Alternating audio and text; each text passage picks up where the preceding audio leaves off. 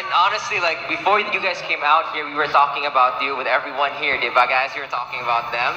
And people really love that you're good hearts. And that's the number one thing that they love about you is you're not only a beautiful duo. I mean, I'm looking at you like, wow, starstruck, right?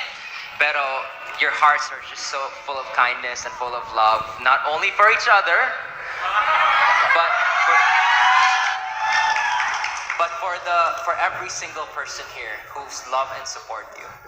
Thank you. All right, so okay, I heard a rumor, Kim and Paolo, from my friends here in Los Angeles, now they see you guys working out together in the mornings.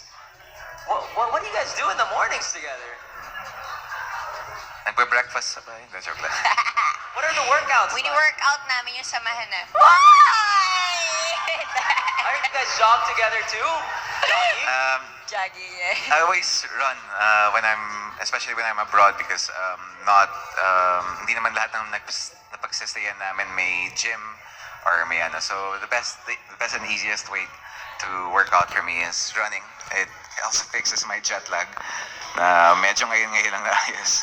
So yun talaga yung ginagawa ko. And of course Kim runs as well. So every morning niyayaya ko siya. Kung sinong maunang magising sa amin, sabi ko, Kim, gising ka na. Ala! Ay, tabi pala. Ala, tabi! Ay, hindi pala. Atak pala yun. Mali pala, mali.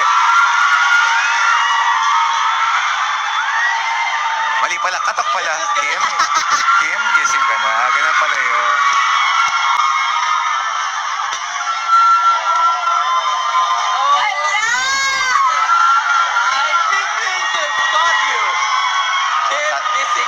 Tatalikod.